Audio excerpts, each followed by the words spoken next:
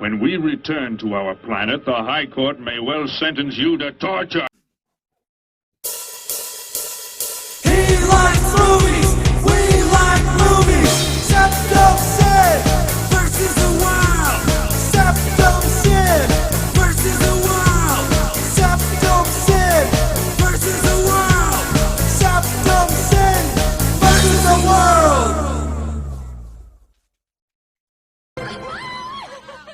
I'd buy that for $1. Greetings! You're watching Septum Sin versus the World. I'm Septum Sin, this is Kotobuki Jake, Hi. and we're here to show you what we got. Yes. Show me what you got. I want to see what you got. Oh, boy. Alright, so what have you got for us this week? Well, we will start off with, I don't know if this is all that great or not. I found out that I accidentally had picked up 2 copies of this, and I don't know how that happened. But I have season 1 of an HBO series that was pretty popular for about 2 years, and then everyone forgot about it. And then several years later, a movie came out, and people promptly forgot about it again. But I happened to see the movie and have never seen an episode of the series. Oh. I'm speaking, of course, of Entourage. I have season 1. Don't cover the microphone. There you go. There we go. So, like I said, season 1. I already had season 2, and I don't know if I presented it or not, but I'll go ahead and say I have season 2. The movie was fairly entertaining, but I could tell from watching it that I'm probably not going to care to marathon this show. I'm probably going to have it more for as a collector wanting to have things covered. I'll probably be able to watch a couple episodes at a time before the people involved piss me off. But we will find out. The movie was chock full of cameos, and my favorite one was Kelsey Grammer dissing psychiatrists everywhere.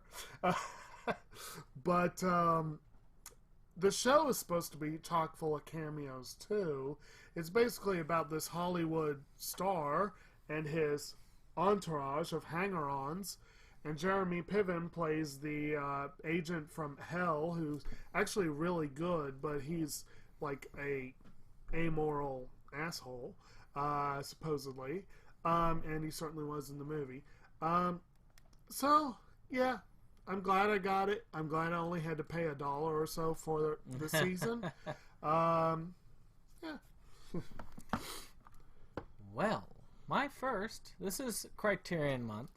Unfortunately, I have only enough Criterions for one more pickup video, which is this one. Ah, But I do have a decent number of until them. next week. I wish. But we have multiple Maniacs. Ooh. So, I don't know what it is. No, I know exactly what it is. It's just, it's the fact that it's kind of creepy, and it's odd looking, and sometimes with Criterion, Freaking John I would Waters. go you know on it's the odd. I would go on the covers Yeah. and look it out. I mean, it says here, John Waters' gloriously grotesque second feature is replete with all manner of depravity, from robbery to murder to one cinema's most memorably blasphemous moments. Made on a shoestring budget in Waters' native Baltimore, with the filmmaker taking on nearly every technical task. This gleeful mockery of the peace and love ethos of its era features a cavalcade of perversion, a traveling show mounted by a troupe of misfits whose shocking proclivities are topped only by those of their leader. The glamour than glam. Huh. Larger than life, divine out for blood after discovering her lover's affair. Starring members of Waters' beloved regular cast, the Dreamlanders, including David Lockery, Mary Vivian Pierce, Mink Stoll, that's a cool name, Susan Lowe, Edith Massey, George Figgs, and Cookie Muller. Wonder if that's in relation to the FBI. Multiple Maniacs is an anarchic masterpiece from the artist who has doggedly tested the limits of good taste for decades. It was done in 1970. Really? That old? So Peace and Love, well, I mean, they said Peace and Love Generation. Right. In the 70s was around the time of the hippie movement. It was late 60s to mid 70s. So, yeah. So have you seen any of Waters' other films? I don't even... you have a few that you know of? Crybaby, Pecker. Okay, I've seen Crybaby. That's that weird one with Johnny Depp, Yeah, isn't it? it's a musical with Johnny Depp. So John Waters, in a lot of ways, is Baltimore's answer to Woody Allen. Ah, He's obsessed with his hometown, and most of his movies take place in and around Baltimore. And he's a weird-looking little man who makes very, very strange, nihilistic films, but he's much darker, much more, like you said, twisted and depraved in his films. You know, it's like I've seen a few of them back. I'll see that one day, but I'm not looking forward to it. But I have another one, a TV series that I had part of, and now I have another part. This is the second and I believe final season of the British version of The Office, which of course was the Ricky Gervais film series. I have not yet seen the British version, but I do enjoy the American version. I like Gervais in a lot of ways. I know he's like a very dry sense of humor, but much drier than the American one. much drier. Martin Freeman, Mackenzie Crook, Lucy Davis. I didn't know all of them were in there. So it's not a bad cast, actually. So, you know, not bad to finally get that. And like I said, I think that finishes off the series. One day I'll get around to watching it.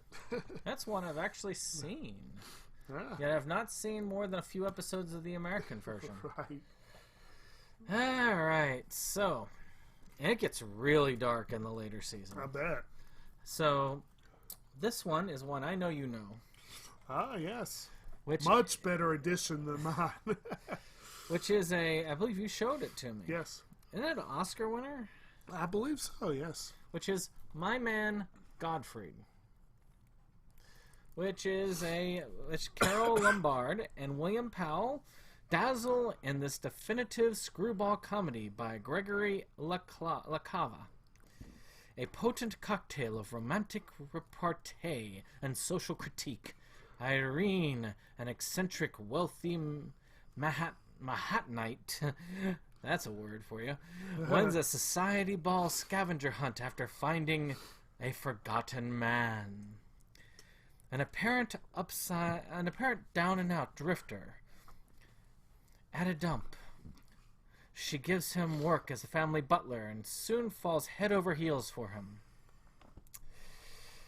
Yeah, this is 1936, and again, it's got some pretty cool special features. It's actually got a 4K digital restoration, which is interesting for a DVD. Which again, I showed him, I have a bare bones, crappy ass edition of this film.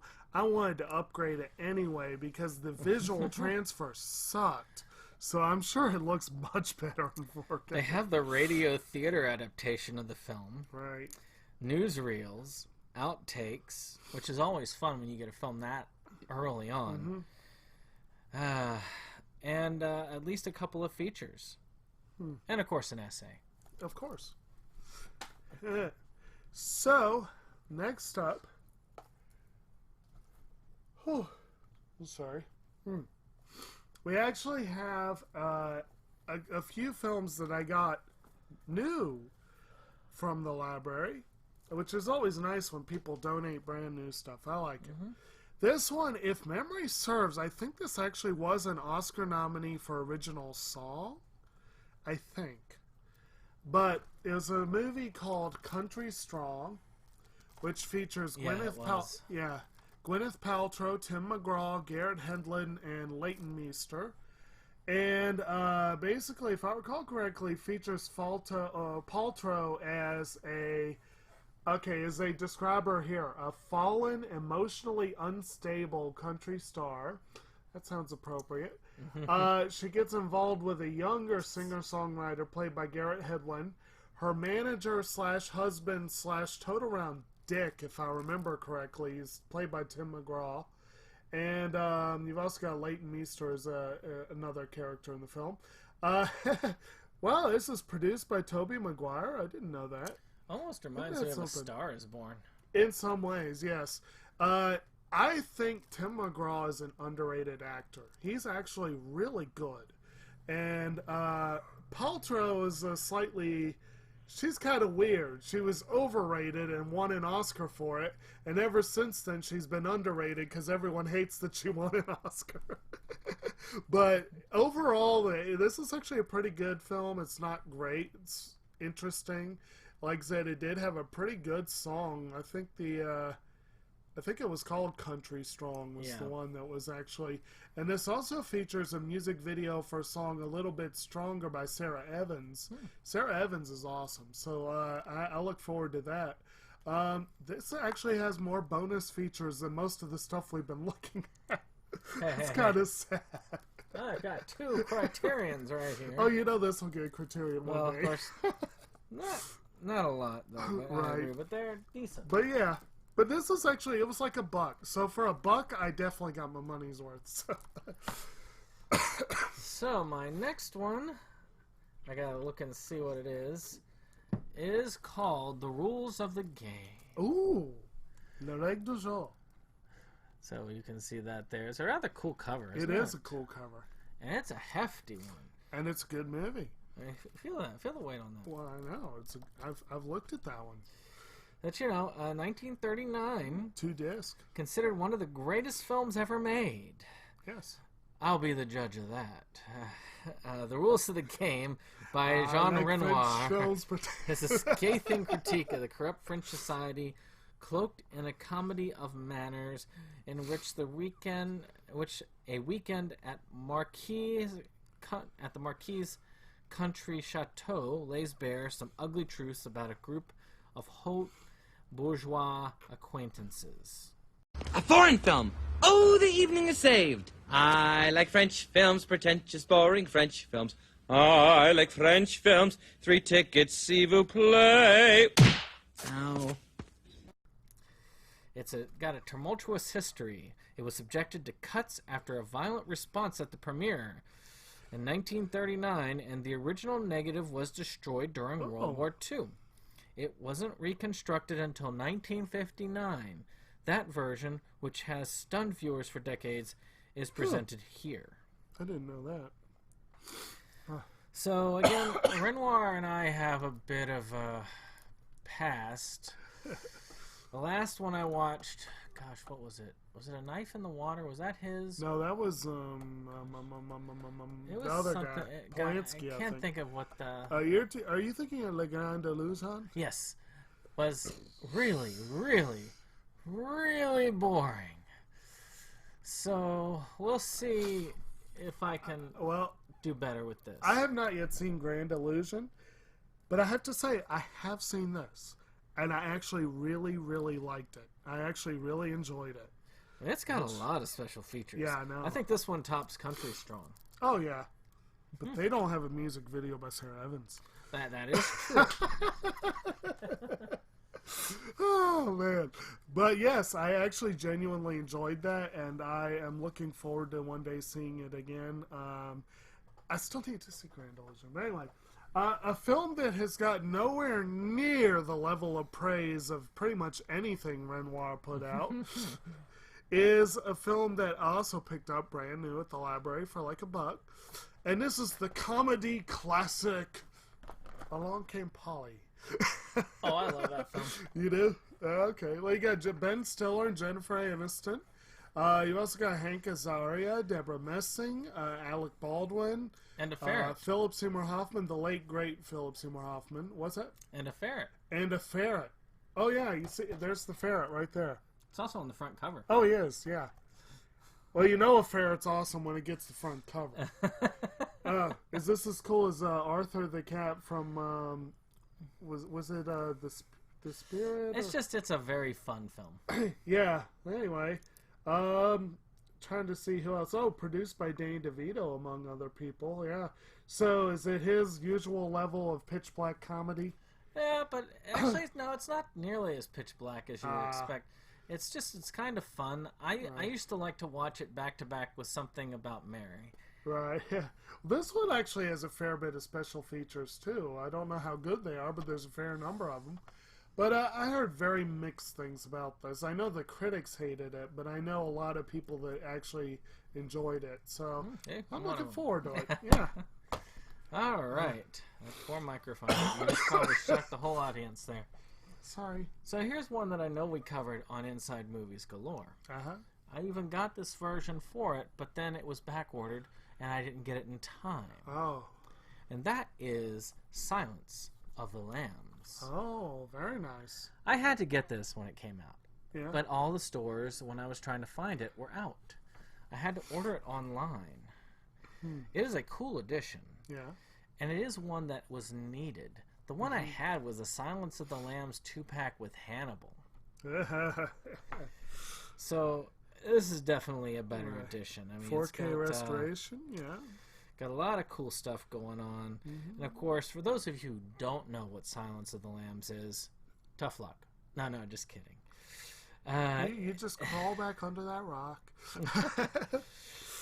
Basically, you've got this FBI agent in training, and she's trying to solve this disappearance.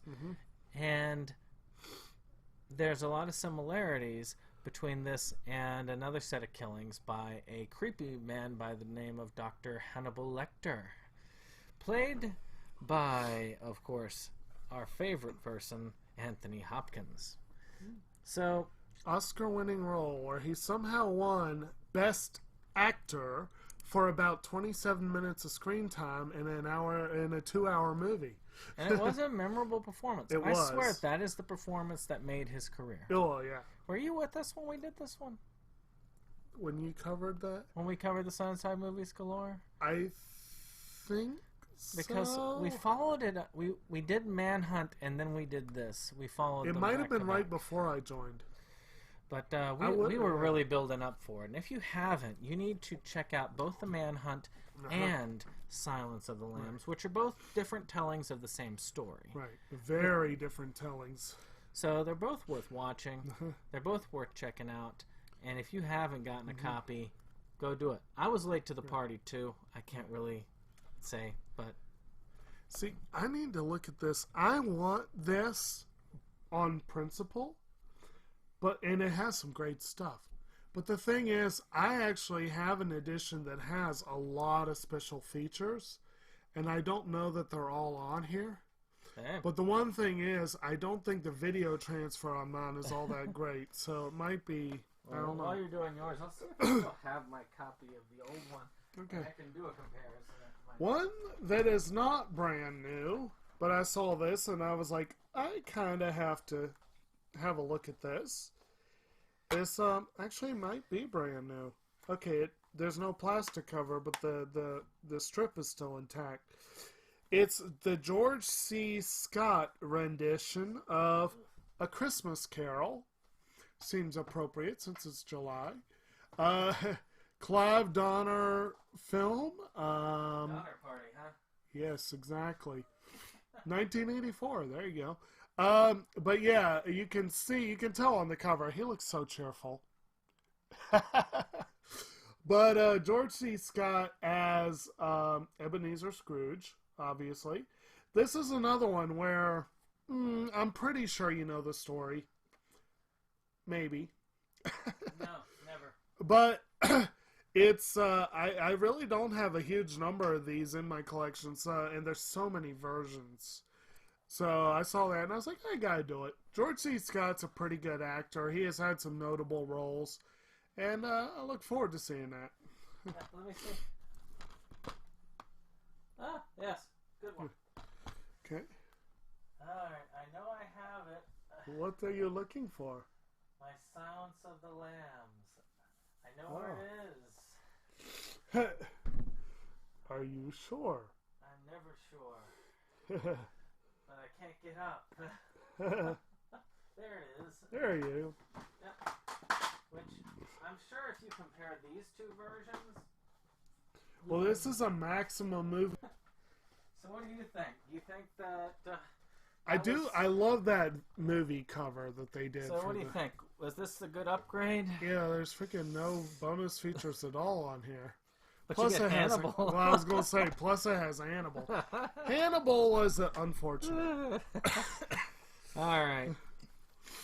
My next to last one is a Japanese film. One I've been meaning to see for a while, which is Kihachi Okamoto's film Sword of Doom. Yes. Now, I've been looking at this one for a while. I'm kind of glad I got a hold of it. Basically, it's Tatsuya Nakadai and Toshiro Mifune star in this story of a wandering samurai who exists in a maelstrom of violence. A gifted swordsman plying his craft during the turbulent final days of the shogunate. Of shogunate rule in Japan. Ryunosuke kills without remorse or mercy. It is a way of life that ultimately leads to madness. Kihachi Akamoto's swordplay classic is the thrilling tale of a man who chooses to devote his life to evil. Nice. Again, I've heard a lot of good things about this as a samurai film. I've got so many samurai films in my collection, and I have seen so few.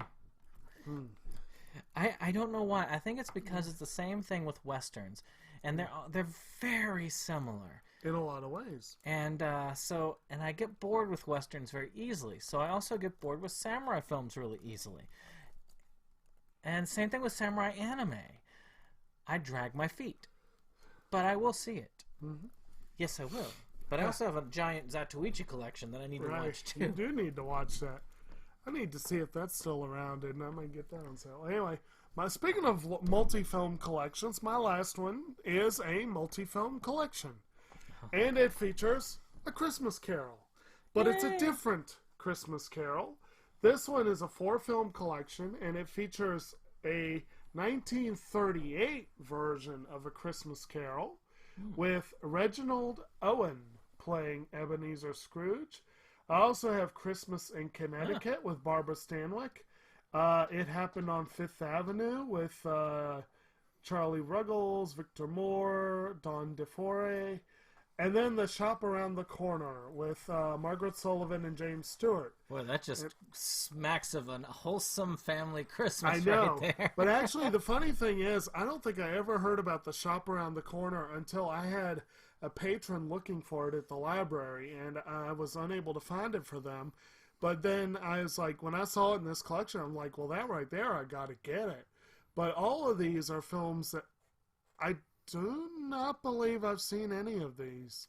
I've seen 2 of them. And they would certainly be a nice, this would be a nice collection to watch come the holiday season. I don't know if The Shop Around the Corner is necessarily I guess it might be. I know the others are holiday films. But like I said, I mean, that was just, I think it was $1. It's brand new, unopened. I mean, you know, you can't do much better than that for these. It's like one of those TCM packaging sets. You couldn't really see that. But anyway, Turner Movie Classics, as they say. So I look forward to checking some of these out. I don't know why it gives the date for the first 2 and not the other 2, though. That's kind of weird. Whatever.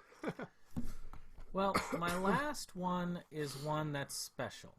Ooh. Because I've bought 4 films from the sale this time around. 3 of which were birthday gifts to me. 2 from you, 1 from my wife.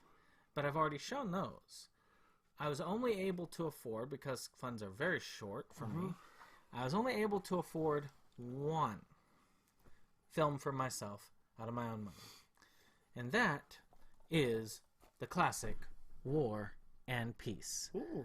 which was a recent release Yeah. that we covered not too long ago. 1966. 267. And this one is 422 minutes long. But considering the size of the book, it's Right. actually a bargain. You're much Right. more likely to get through this than you are the book. This was actually... Imagine the Peter Jackson cut of that one. This was, this, of course, by Sergei Bondarchuk. Uh-huh. And this film was Russia's answer to the big budget Hollywood films. Right. They wanted to say Soviet Russia can produce a film just as massive, just as great as anything big budget Hollywood could ever put Well, out. it's as massive as anything Hollywood did. So from what I've heard, this is supposed to be a really amazing piece to see. If anything. I'm sure it's partially a propaganda piece, like anything from that era. Right. But it also covers War and Peace, which is worthy of a watch. It's also one of the only films from Soviet Russia to win an Oscar. Uh-huh. So, because it won foreign language film. There have been a handful that have won foreign language film, and some of them are good, but... Some of them, like the Battleship Potemkin. Ugh. But this here is something I am the most excited out of all that. Though I really liked Silence of the Lambs, and some of these are really good. This is the one that excites me the most. Good times. Well, we got a long vlogcast to film, so we're going to let you go. But we are going to catch you next time. Indeed. So, subscribe, share, and, of course, check us out on Facebook. Septum Sin vs. the World has a Facebook page. I have an interactive, fun game for you to check out. I'm hoping to get at least a portion of it done before the 100th episode. So far, very few responses, but it's understandable. So those of you listening, check it out. Give me a little response in the comments. I am looking forward to some fun on our 100th episode. We're Good both times. admins, so you may run into one or the other one of us online. Probably me. But it's a fun time. We're going to have some fun over there. And we'll see you on the next one. Goodbye.